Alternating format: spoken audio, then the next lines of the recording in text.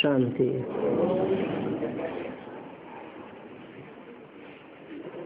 आज का रात्रि क्लास है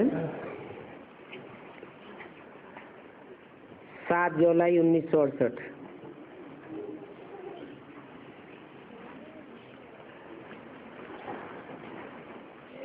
ये नैनों से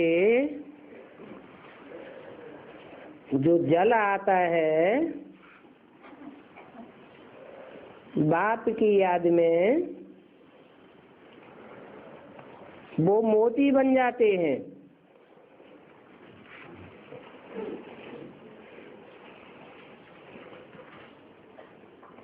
ये दिल की याद की यात्रा से बड़ी कमाई होती है।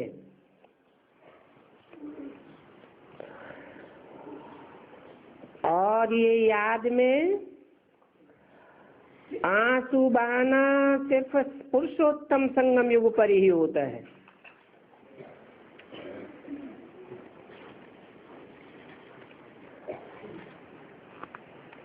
और कोई संगम पर नहीं होता। ऐसे तो साधारण संगम भी होते हैं,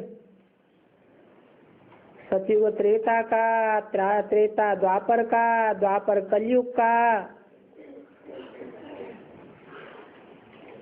परंतु ये है संगम युग में भी पुरुषोत्तम संगम युग, जहाँ पुरुषों में उत्तम उत्तम आत्माएं प्रत्यक्ष होती हैं और उनमें भी उत्तम से उत्तम पाठधारी बाप प्रत्यक्ष होता है।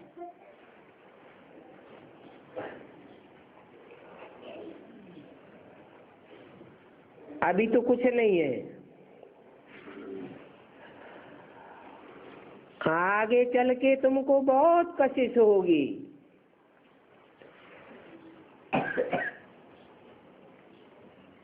तुम माया पर जीत पहनते जावेंगे, फिर तुमको बहुत कशिश होगी। तो खुशी में और ही आंसू आवेंगे।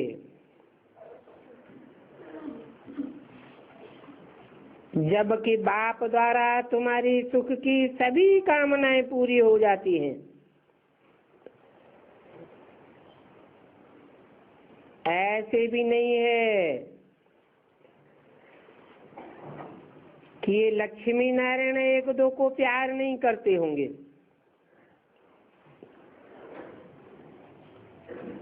प्यार तो करते होंगे, लेकिन विकार का ख्याल कब नहीं होगा।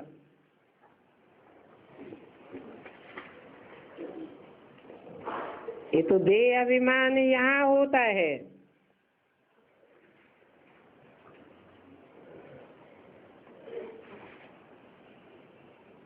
रावण राज्य में है तो बाप वह देह अभिमान का प्यार भी नहीं करने देते हैं, नहीं तो गिर पड़ेंगे। क्योंकि ये रावण राज्य है ना, तो प्रभाव में आ जाते हैं। वहां नई दुनिया में तो अशुद्ध ख्यालात होते ही नहीं है।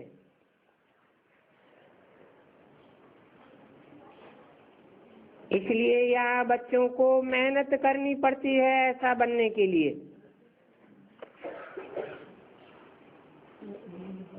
इस रावण राज्य का तो प्यार भी छी है।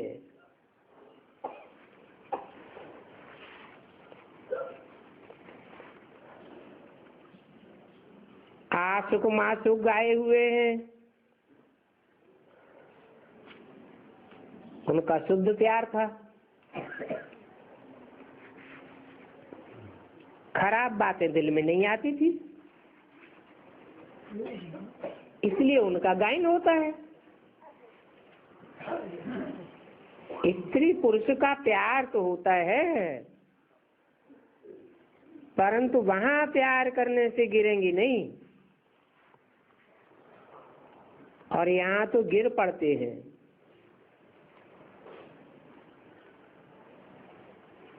तन की मन की शक्तियां क्षीण हो जाती हैं और वो नई दुनिया तो है ही निराली दुनिया, जहाँ कोई भी प्रकार की क्षीणता अनुभव नहीं होती। उसका नाम ही है स्वर्ग।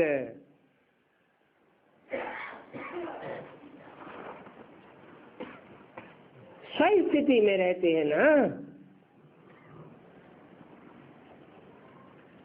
आत्मिक स्थिति में रहने से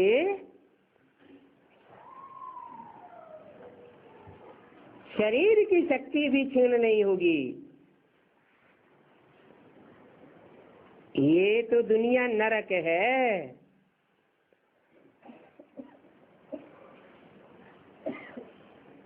सदैव स्थिति में रहने वाले बाप ने ये दुनिया नहीं बनाई है।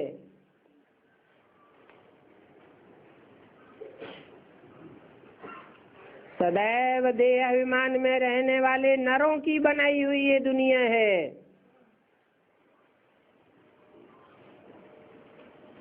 नर बनाता है नरक,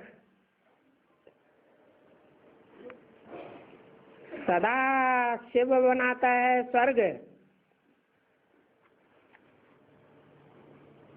उसे कहते हैं राम राज्य, और इसे कहते हैं रावण राज्य। रुलाने वाले का राज्य। और अभी ये है पुरुषोत्तम संगम युग।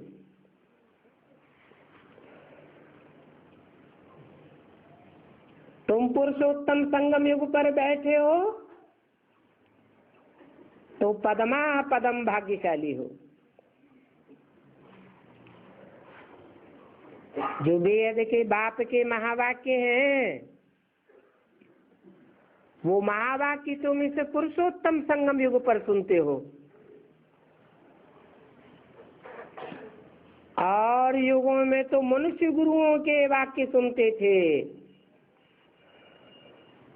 उनको महावाक्य नहीं कहेंगे। वो वाक्य महानवान बनाने वाले नहीं होते। फिर भी अभी बच्चों को मेहनत करनी पड़ती है, क्योंकि 63 जन्म का देह अभिमान जमा पड़ा है। तो जोर दिया जाता है अपन को सदैव आत्मा समझने की प्रैक्टिस करो।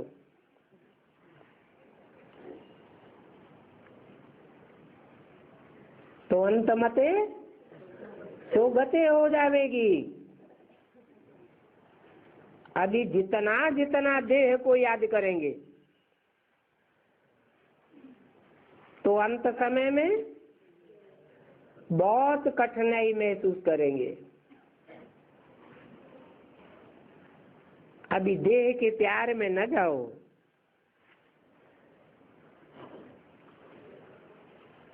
क्योंकि इस दुनिया में है अपवित्र प्रवृत्ति मार्ग,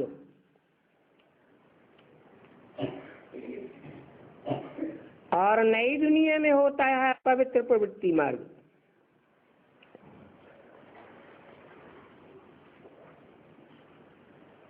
कितना ऊंच पद है।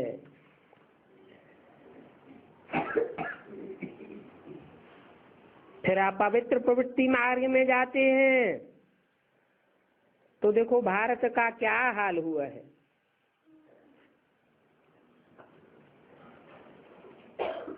द्वापर युग से देवात्माएं ही कन्वर्ट हो करके वाम मार्ग में गई, बेविचारी बनती गई। उसको कहेंगे अपवित्र प्रवृत्ति मार्ग।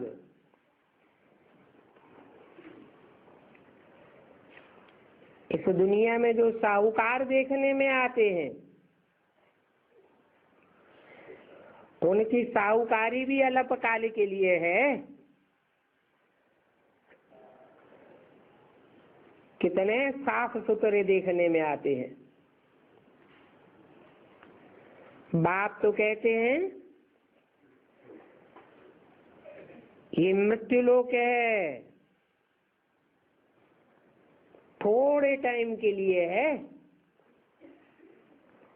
इसको अमर लोक नहीं कहेंगे।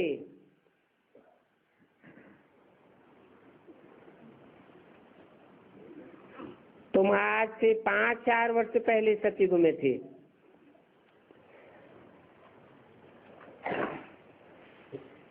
उस समय कहेंगे पक्का पक्का सतयुग, सत्य का युग।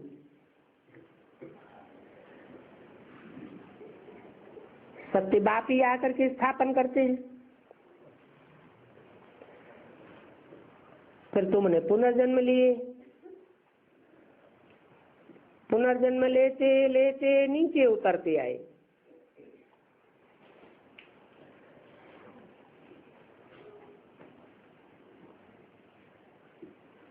पुनर्जन्म लेने से नीचे कैसे उतरते हैं? क्योंकि आत्मा देह के द्वारा ही जन्म लेती है और देह की ही मृत्यु होती है। देह के द्वारा ही सुख भोगते हैं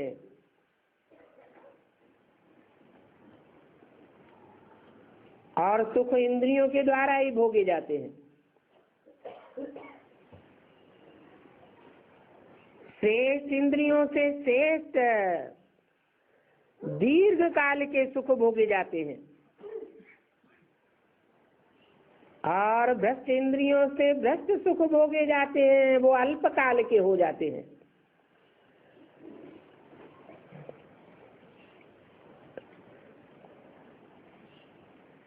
ताकि सुख भोगने से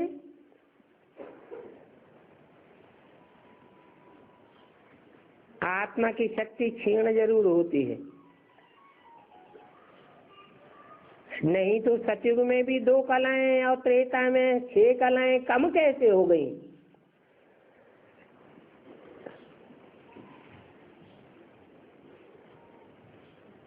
आत्मिक स्थिति की गति गिरती जाती है क्योंकि देह के द्वारा सुख भोगने के आदि बनते जाते हैं। अभी बाप सिखाने आए हैं कि बल देह से कर्म करो, परंतु आत्मिक स्थिति पर सदा ध्यान रहना चाहिए। हम आत्मा हैं, आत्मा इन ऑर्गन्स के द्वारा ये कार्य करती है, ये तो जानते हो। झाड़ वृद्धि को पाता गया है क्योंकि आत्माएं ऊपर से नीचे आती जाती हैं और आने वाली आत्माओं की संख्या उत्तरोत्तर जास्ती होती जाती है। कमजोर से कमजोर आत्माएं नीचे उतरती आती हैं और उनके संग के रंग में नंबरवार देवात्माएं आती हैं।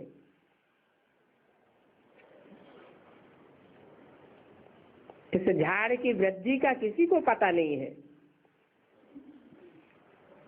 ये ऋषि मुनि आदि भी कुछ नहीं जानते।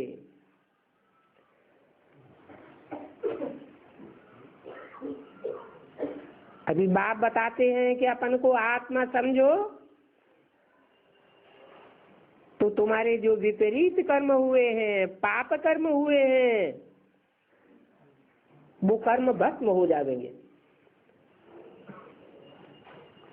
क्योंकि देवान में आने से ही पाप कर्म हुए हैं। अभी आत्मा अभिमानी बनना पड़े।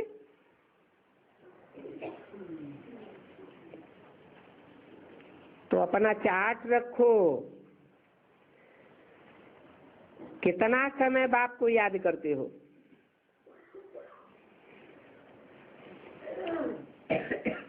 8 घंटा धंधा धोरी, 8 घंटा शरीर का आराम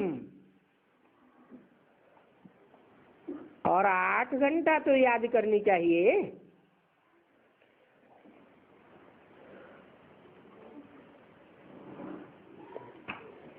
ऐसा पुरुषार्थ जो करेंगे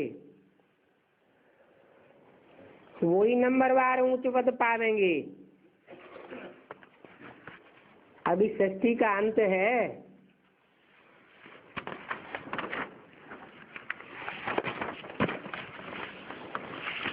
सात जुलाई अरसठ की वाणी का 3रा पेज।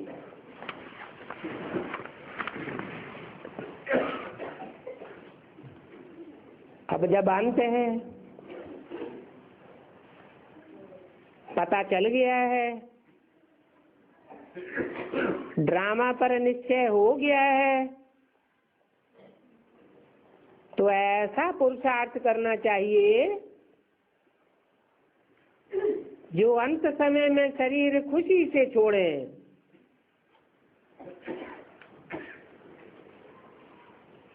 तो अंत मते सो गते हो जाएगी। अपने घर में तो खुशी से जाना चाहिए ना, ऐसे नहीं है कि जीव घात करने से वो कोई वापस जा सकते हैं। जीव घात करने वाले तो दुखी होते हैं या सुखी होते हैं। कुएं में गिर गया, शूट कर लिया या शूट कर दिया, ऐसी आत्माएं कोई भी वापस नहीं जा सकती। ये तो अकाले मृत्यु हो गई। और ही कड़क संस्कारों वाला सूक्ष्म शरीर धारण करना पड़ता है, फिर कितना भटकना पड़ता है। फिर ऐसी आत्माएं वापस कैसे जाएंगी?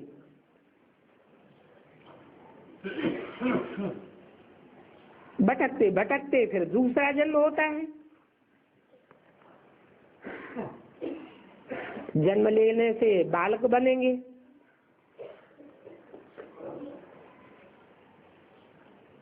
अभी तुमको तो बाप बेहद का ज्ञान सुनाते हैं और इस बेहद के ज्ञान सुनने से, धारण करने से बेहद का सुख मिलता है। बच्चे जानते हैं कि हमको बेहद का मालिक ही बेहद की नॉलेज देते हैं। इस नॉलेज से तुम बेहद शक्ति के मालिक बन जाते हो।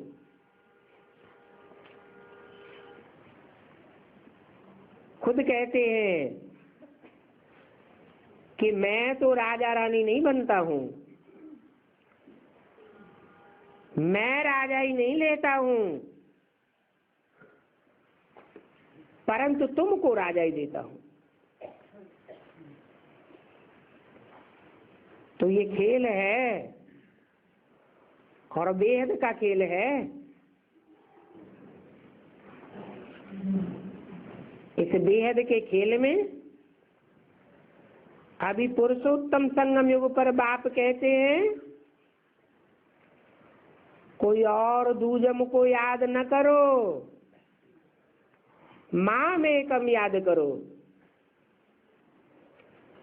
और एकम भी तब कहते हैं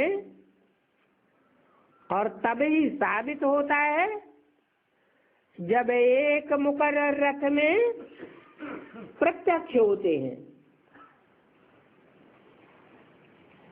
ज्ञान के द्वारा बच्चों के सामने प्रत्यक्ष होते हैं।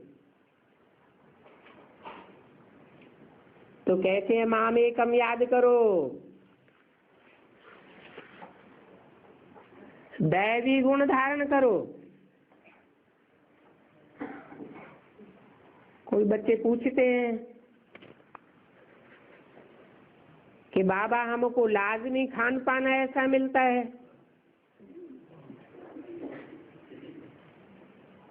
हमारी नौकरी ऐसी है, धंधा ऐसा है,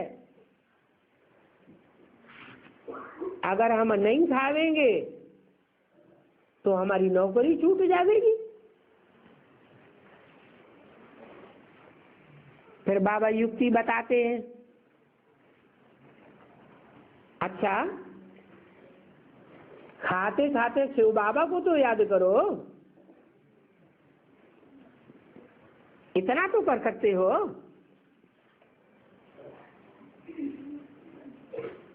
याद के बल से तुम इसे आयरन एज पहाड़ को गोल्डन एज बनाते हो।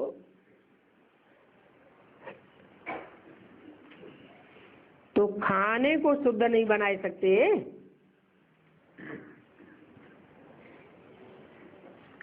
वहां नई दुनिया में तो सोने की खानियां भरपूर रहती हैं।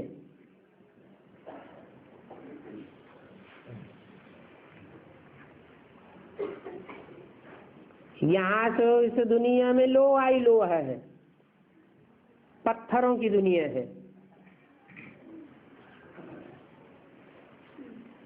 वहां तो हर चीज सुखदायी होती है। तुम्हारी सारी जीवन सहज सहज पास होती है। कोई भी प्रकार की बीमारी आदि नहीं होगी।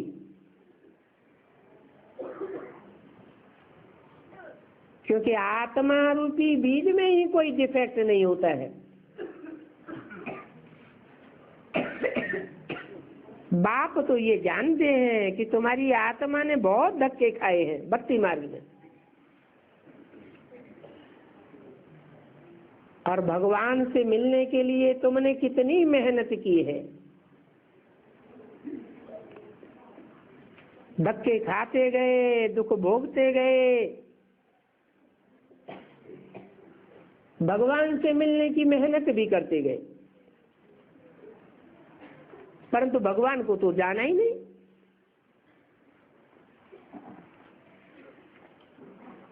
गुरुओं ने अलग अलग बातें बताई दी।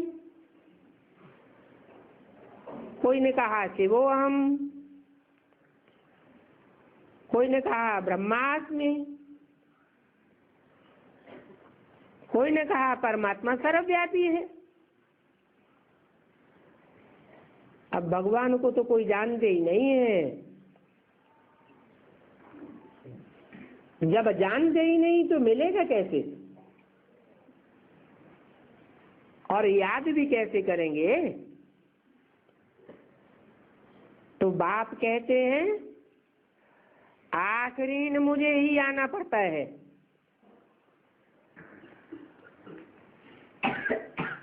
मुझते रहते हैं, पता नहीं भगवान किस रूप में आ जावे। वास्तव में तुम बच्चे तो अभी यहाँ सेफ्टी में बैठे हो।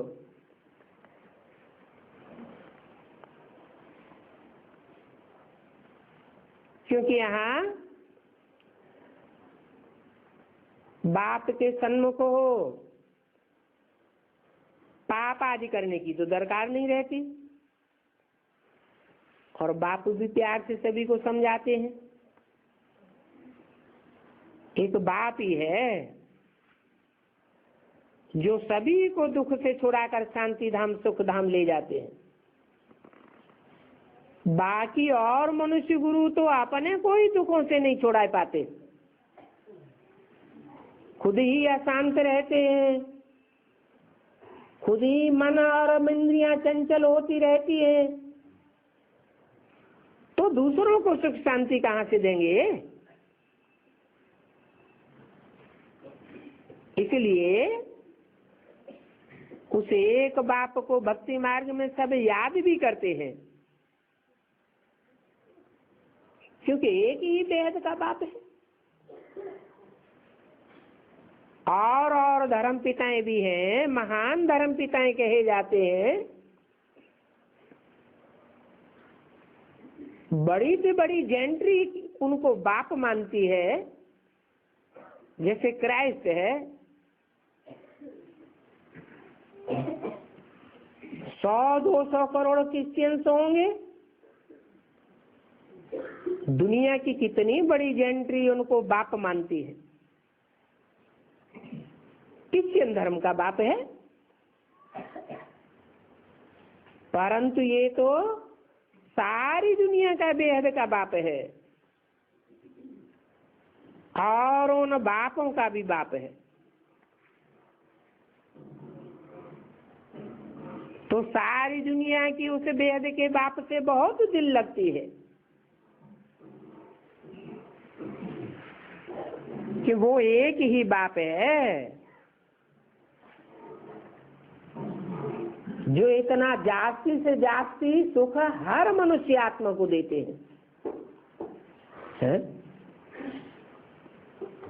21 जन्म का सुख देते हैं।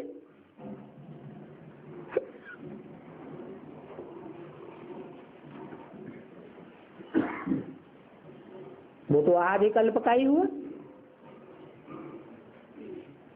और ज्यादा से ज्यादा 10 करोड़ मनुष्य आत्मा ही भोगेंगे। तो हर मनुष्य आत्मा को जास्ती से जास्ती सुख कैसे मिलता है? बाप से। क्योंकि जो भी आत्मा बाप के घर से सत्य रूपी रंगमंच पर उतरती है तो कम से कम पहला जन्म जरूर सुख में रहती है। एक जन्म में उसको कोई भी प्रकार का दुख नहीं होता। हाँ, पराये शरीर में प्रवेश करती है। जिसमें प्रवेश करती है उसको दुख हो सकता है,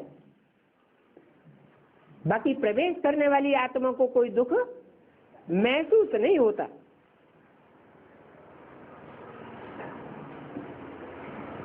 तो ड्रामा अनुसार ये सुख देने का कर्म बाप का बांधा हुआ है ड्रामा में।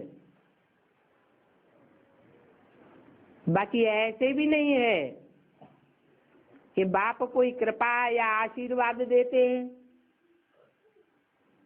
नहीं। हर आत्मा अपने पुरुषार्थ से बाप के द्वारा वो बेहद का सुख अर्जित करती है। फिर भी कहा जाता है कि ड्रामा में नूद है और ये कल्प कल्प की नूद है। फिर भी मुझे पढ़ाना भी जरूर है।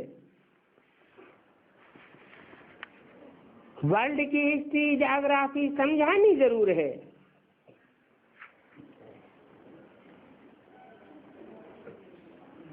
तुम अधूरा पढ़ते हो।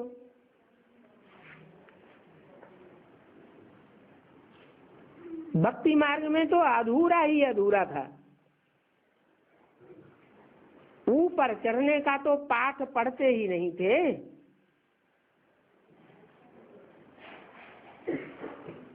क्यों नहीं ऊपर चढ़ पाते थे?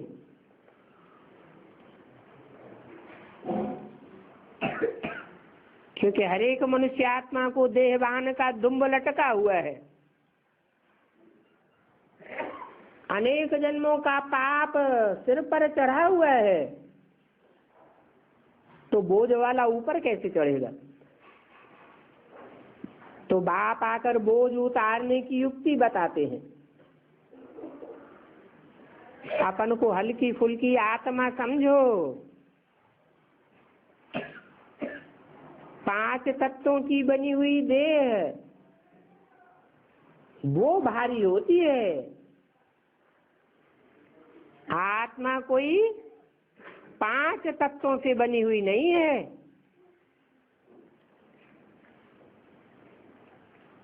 पांच तत्वों का तो रूप ही बदलता रहता है। आत्मा बदलती नहीं है, सिर्फ सतो प्रधान से तमो प्रधान बनती है। तो उन मनुष्य गुरुओं ने तो ऊपर चढ़ने का पाठ ही किसी को नहीं पढ़ाया। बल भक्ति मार्ग में उनके फॉलोअर्स कहते हैं हमारा गुरु पार निर्वाण गया, महात्मा बुद्ध पार निर्वाण गए। परंतु पार तो कोई जाता ही नहीं है। और पार जावेगा तो क्या अकेला जावेगा? अपने शिष्यों को भी तो ले जाना चाहिए ना। नीचे उतरने का ही पाठ पढ़ते आए। ये वेद की नॉलेज तो तुमको अभी ही मिलती है, तो याद रखना चाहिए कि इस जन्म के अलावा और कोई जन्म में ये बेहद की नॉलेज, बेहद की प्राप्ति करने वाली नहीं मिलेगी। जरा भी याद नहीं रहेगा, न नॉलेज याद रहेगी, न बाप याद रहेगा। बाप का असली रूप, मुकर्रर स्वरूप तुम अभी ही जान सकते हो। इनको भी ये पता नहीं है, भक्ति मार्ग में भी पता नहीं था।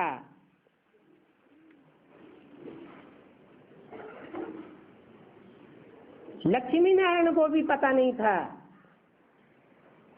कि उन्होंने ये पद कैसे पाया, और तुमको तो अभी मालूम है।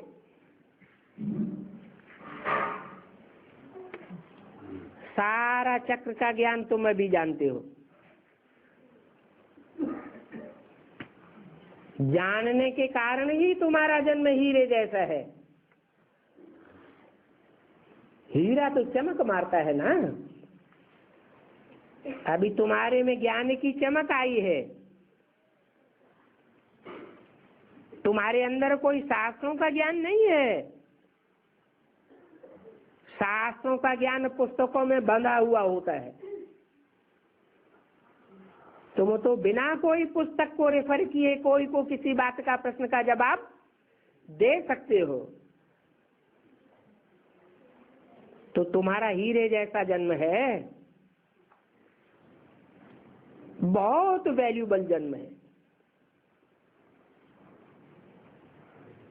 जैसे हीरे होते हैं, एक से एक वैल्यूबल हीरा होता है,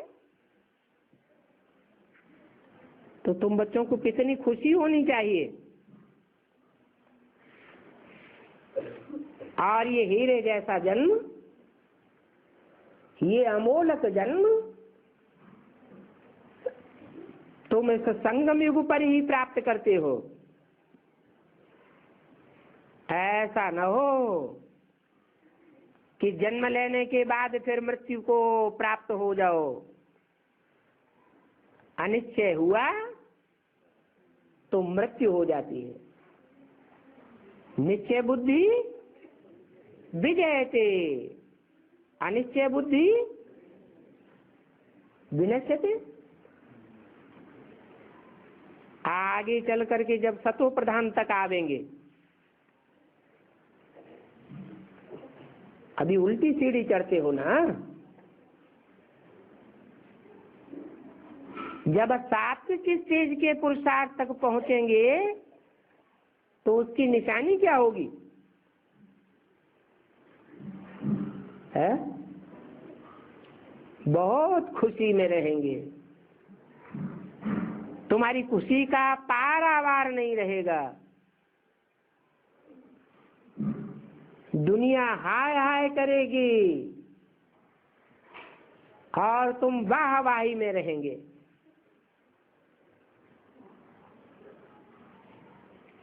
रजो और तमो में जाने से खुशी कम हो जाती है। अभी ब्राह्मणों की संगम की दुनिया में भी शूटिंग होती है। शूटिंग पीरियड में जो जितना तमो प्रधान बनते जाते हैं संग के रंग में आने से, उतना खुद भी दुखी अनुभव करते हैं, दूसरों को भी दुख देते रहते हैं। कहते हैं हम भगवान के बच्चे हैं, परंतु भगवान के बच्चे सुख देंगे, सुख लेंगे या दुख देंगे? अभी बाप कहते हैं माम एकम याद करो। मूल बात क्या है? सब ताजे हरि भजो, फिर संशय की कोई बात नहीं रहती। एक बाप मिला, बाप को पहचाना, तो बाप में ही प्यार जाना चाहिए। तो अभी बाप कहते हैं मुझे याद करो, तो तुम्हारे सभी पाप कट जाएंगे। ये गीता का युग है, और युगों को गीता का युग नहीं कहेंगे। वहां कोई गीता ज्ञान नहीं सुनाया जाता। ये संगम युग ही है, जब गीता का भगवान आकर के गीता का ज्ञान सुनाते हैं। ये गीता का ज्ञान और कोई भी मनुष्य मात्र नहीं सुना सकता। बाप कहते हैं मैं हर कल्प के संगम युग पर ही आता हूं। उन्होंने तो लिख दिया है संभवामि युगे युगे, हर युग के संगम पर आता हूं, परंतु ऐसे तो है नहीं। ये संगम का वृत्तांत भी अभी का है।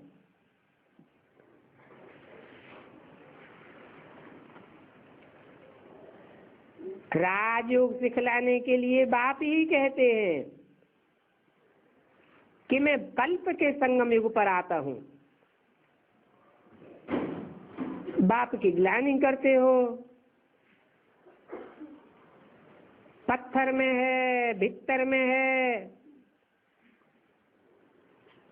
पत्थर बुद्धियों में भी भगवान समझ लेते हैं,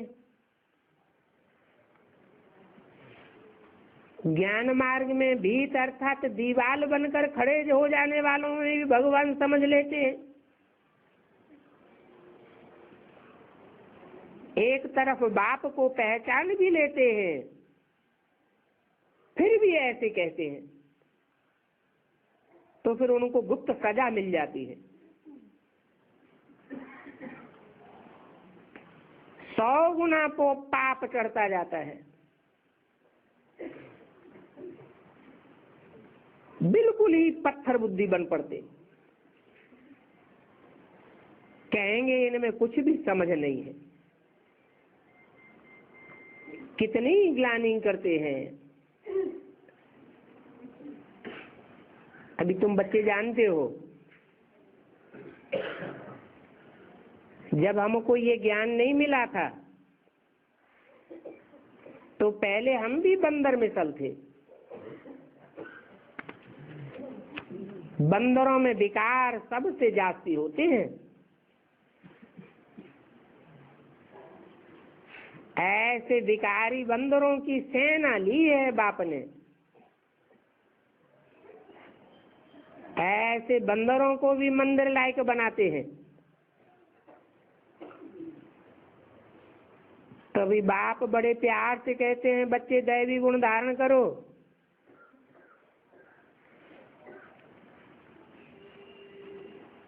पहले तो इस रथ को दैवी गुण धारण करने पड़े।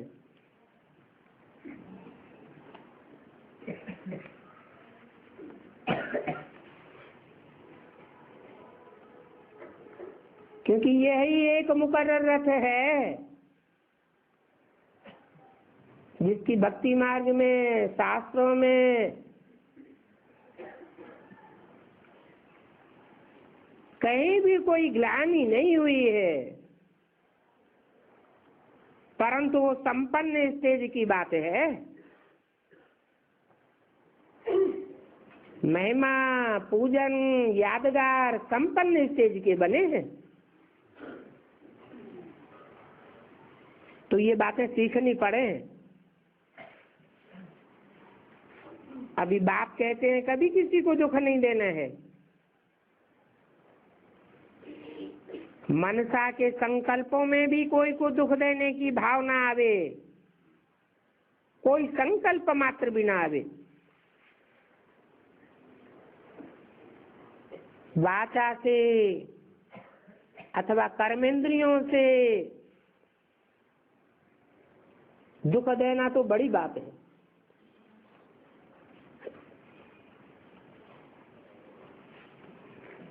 ऐसे भी नहीं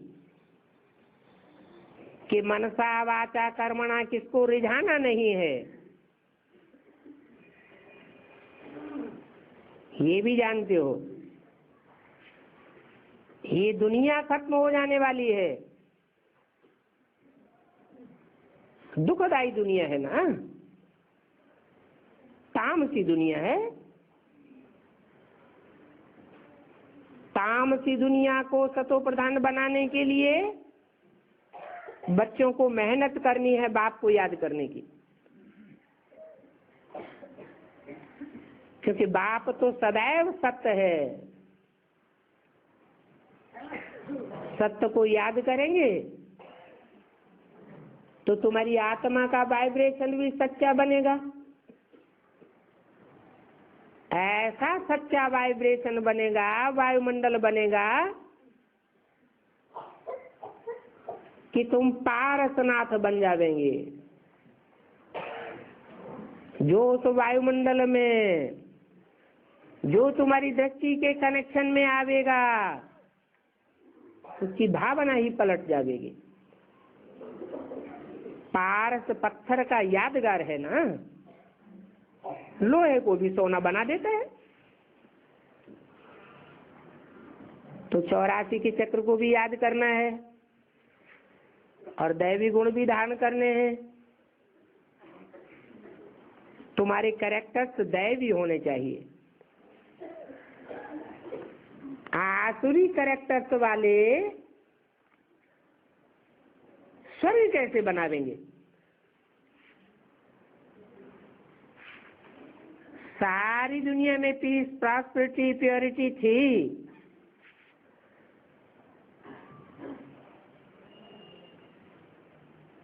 फिर देवताएं तो देखो क्या होते हैं। कहते भी ये तो जैसे देवता है, देवता माना ही उनमें दैवी गुण है। तो अभी तुम मनुष्य से देवता बन रहे हो। मनुष्य आसुरी गुण धारण करता है तो राक्षस बनता है, शैतान बनता है, और दैवी गुण धारण करता है तो देवता बनता है। ड्रामानुसार तुम पुरुषार्थ जरूर करेंगे देवता बनने का।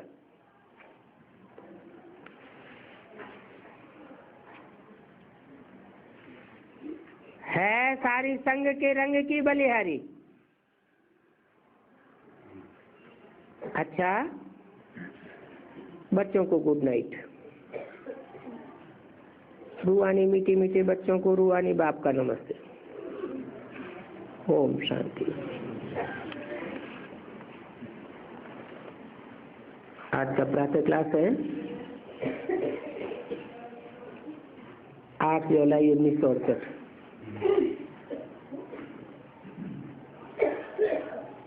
रूहानी बाप है तो रूहानी स्थिति में रहने वाला, सदैव रूह है। उनकी रूह का नाम ही शिव है,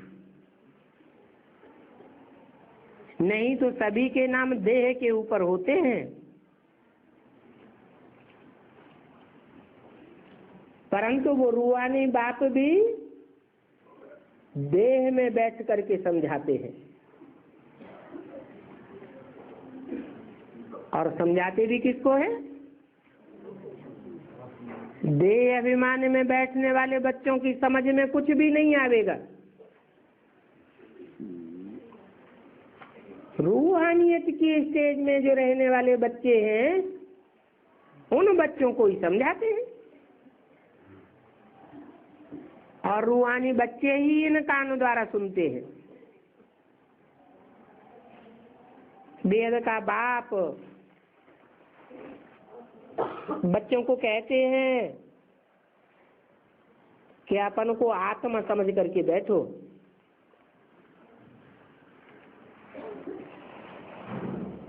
और ये बाप को बच्चों के सामने घड़ी घड़ी कहनी पड़ती है। क्यों है? क्योंकि घड़ी घड़ी बच्चे भूल जाते हैं। क्यों भूल जाते हैं? क्योंकि 63 जन्मों की देह अभिमान में रहने की रग पड़ी हुई है। जिनकी बुद्धि बाहर में चक्कर लगाती होगी वो बाप की बात सुनने से झट स्थिरियम हो जाएंगे। अपन को आत्मा समझ करके सुनेंगे। बच्चे समझते हैं कि हम तो आए ही हैं यहाँ देवता बनने के लिए। हम बाप के एडाप्टेड बच्चे हैं। कोई देह से जन्म लेने वाले बच्चे नहीं हैं। देह से जन्म लेते हैं तो देह से जन्म लेते लेते पूरे ही 100% देह अभिमानी बन पड़ते। इसलिए बाप कैसा जन्म देते हैं? अलौकिक जन्म देते हैं। बच्चों को आकर के अडॉप्ट करते हैं। बच्चे भी समझते हैं कि ये मेरा बाप है और बाप भी कहते हैं तुम मेरे बच्चे हो। जो ब्राह्मण हैं ब्रह्मा की औलाद बनते हैं वो ही बाप की पढ़ाई पढ़ते हैं। क्या पढ़ाई पढ़ते हैं? ब्राह्मण से देवता बनने की पढ़ाई पढ़ते हैं। जैसे कोई कॉलेज में बच्चे पढ़ते हैं, समझते तो है ना कि हम अभी पढ़ करके बैरिस्टर बनेंगे, इंजीनियर बनेंगे, फलाना बनेंगे। बैठने से ही झट समझ जाएंगे तुम भी ब्रह्मा के बच्चे हो। तो पहले तो तुम ब्राह्मण बनते हो। ब्राह्मण भी फिर नंबरवार बनते हैं। इसलिए भक्ति मार्ग में भी ब्राह्मणों की 9 कुड़ियां गाई हुई हैं। एक से एक ऊंची कुड़ी के ब्राह्मण माने जाते हैं। परंतु ये बनते कहाँ हैं? इस संगम युग पर बनते हैं। अभी तुम समझते हो कि हम तो पक्के पक्के ब्राह्मण बनेंगे। पक्का ब्राह्मण माने पक्का देवता। पक्का देवता किसको कहा जाता है?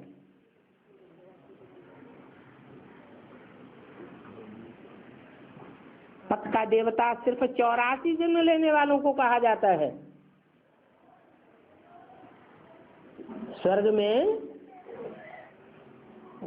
कम जास्ती जन्म तो होंगे ना, परंतु पक्के देवता वो ही बनेंगे जो पूरे 84 जन्म लेंगे। जिनके लिए गाया हुआ भी है, मनुष्य से देवता किए करतन लागी वार। परंतु ऐसे देवता कौन मनुष्य बनते हैं? ये जो हिंदू कहे जाते हैं वो सभी हिंदू तो देवता नहीं बनते हैं। क्यों?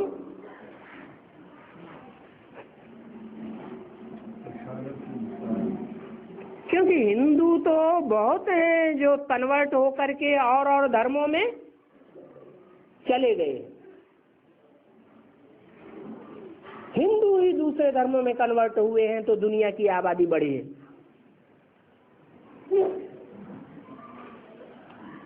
परंतु कोई ऐसे भी तो होंगे जो और धर्मों में कन्वर्ट नहीं होते हैं, जिनका विरुद्ध है पक्का धर्म परिये पर धर्म न छोड़िए। क्योंकि भगवान बाप ने हमें बता दिया, और धर्म मनुष्य गुरुओं के स्थापन किए हुए हैं, और ये देवता धर्म भगवान आकर के स्थापन करते हैं। भगवान जो स्थापन करेगा वो पक्का स्थापन करेगा या कच्चा स्थापन करेगा? पक्का स्थापन करेगा। फिर ये कच्चे कन्वर्ट होने वाले हिंदू कहां से आ गए? ये हिंदू धर्म कहां से आ गया?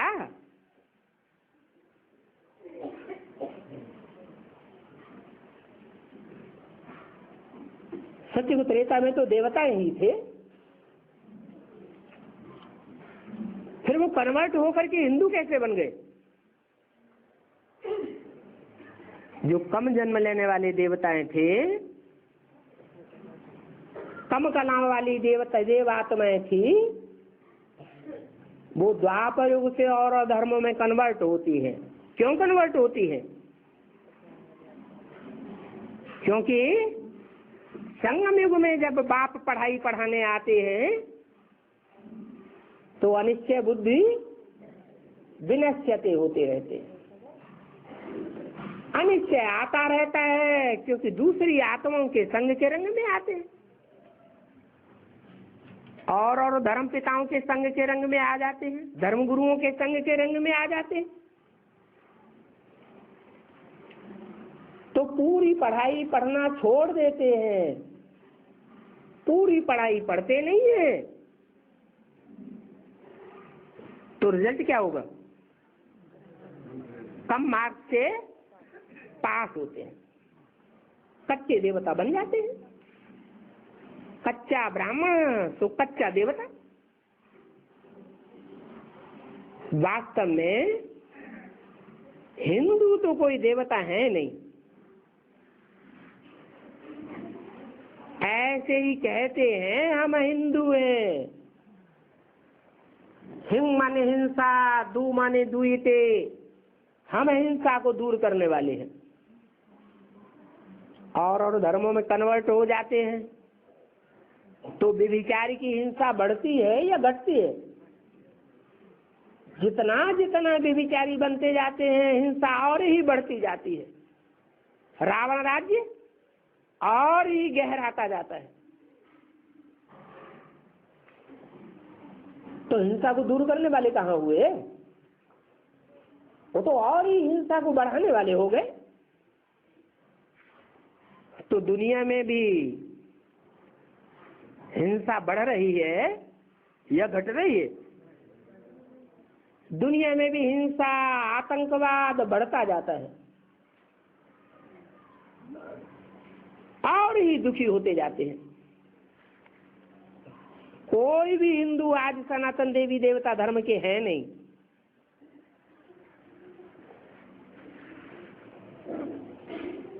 कोई से भी पूछो हिंदू धर्म किसने स्थापन किया,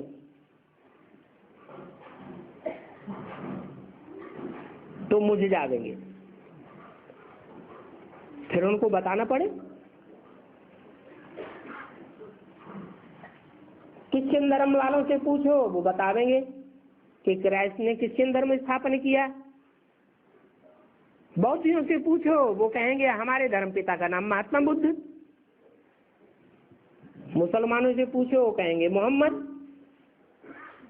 सब अपने धर्म पिता का नाम जानते हैं, कब स्थापन हुआ ये भी जानते हैं, परंतु हिंदुओं को कुछ भी पता ही नहीं। तो माना जाता है कि ये हिंदू धर्म अज्ञानता के कारण नाम रख दिया है। हिंदुस्तान में रहने वाले अपन को हिंदू कह देते हैं, वास्तव में भारत नाम है।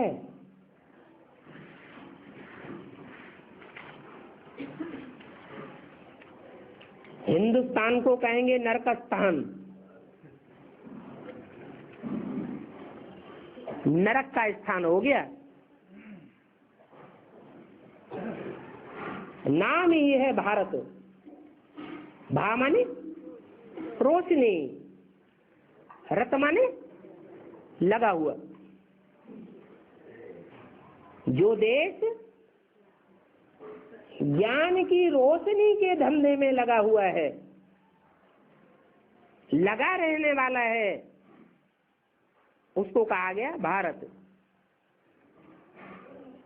बाप भी कहते हैं अभी सब धंधों में है नुकसान, सिवाय एक ईश्वरीय ज्ञान के धंधे के।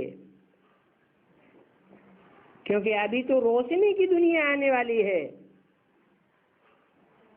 उस नई दुनिया में रोशनी ही रोशनी होगी, अंधेरे का नाम निशान नहीं रहेगा।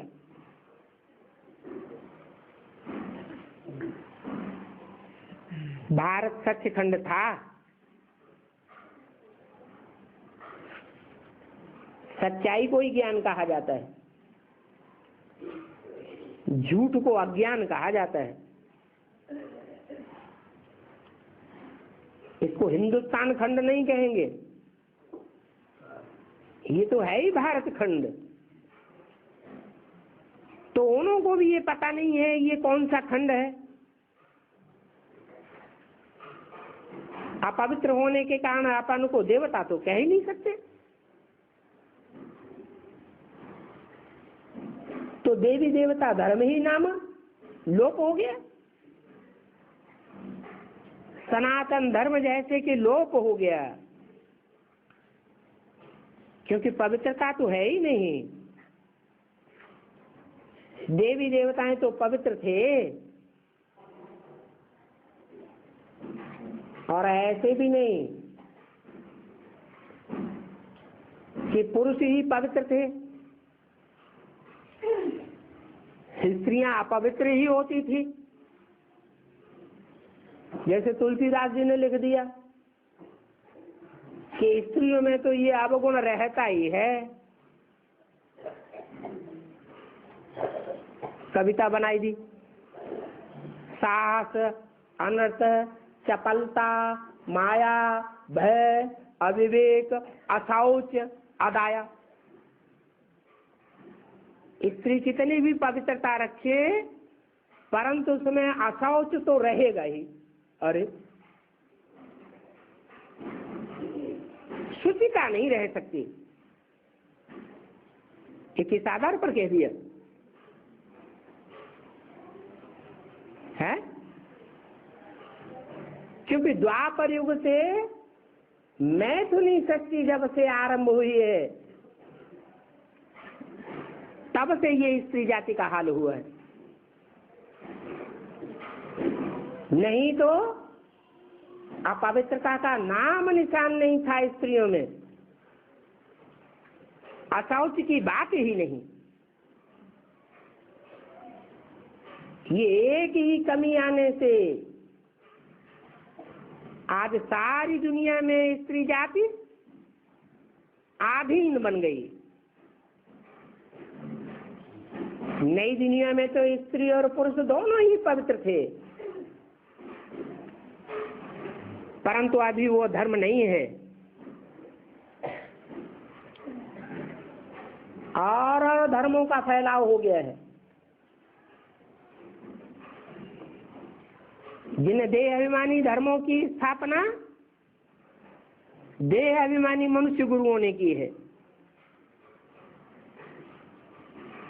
बुद्ध का बौद्ध धर्म, इब्राहिम का इस्लाम धर्म, क्राइस्ट का क्रिश्चियन धर्म, बाकी जो हिंदू नाम दे दिया है वो तो कोई धर्म है ही नहीं। और धर्म वालों से प्रभावित हो गए हैं, उसको हिंदू धर्म कह दिया। तो ये हिंदू धर्म हिंदुस्तान नाम के ऊपर रख दिया है। ये हिंदुस्तान नाम तो फॉरेनर्स ने रखा है,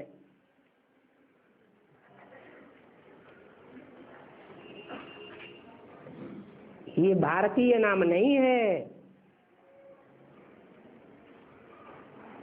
और भारत के लोग संघ के रंग में आकर के पतित होने के कारण अपन को देवी देवता समझते ही नहीं है।